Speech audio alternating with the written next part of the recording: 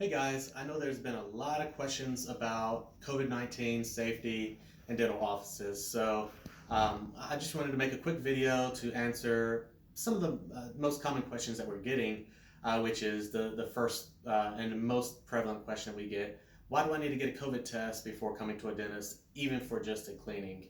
And the answer is simple.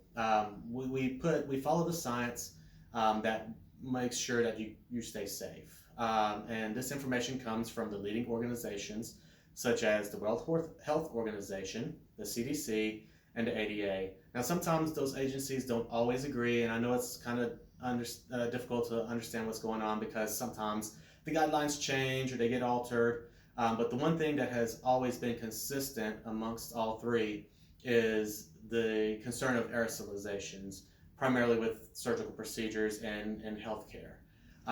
And someone might say, well, cleaning isn't a surgical procedure, and that is true.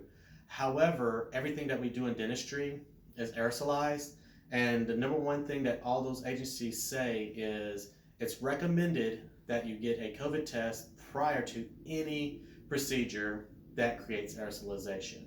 So, and that is the reason why we do that. Next question we get is, well, the dental office down the street or around the corner doesn't offer that or doesn't require that. Why do you guys? Are you afraid? Is it not safe? And the answer to that is we're not afraid, and yes, our office is safe.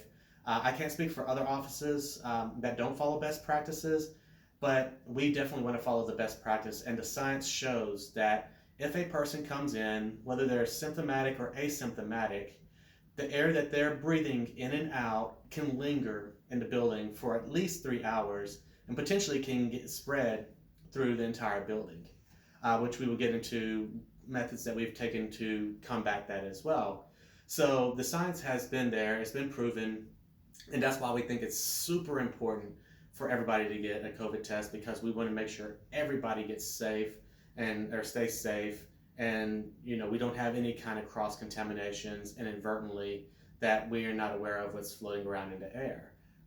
Yes, we are going to be doing the same procedures that we've been doing pre-COVID with the constant wiping and disinfecting and sanitizing of the rooms, but we're going to be taking it many, many steps further with the whole concept of keeping everybody safe.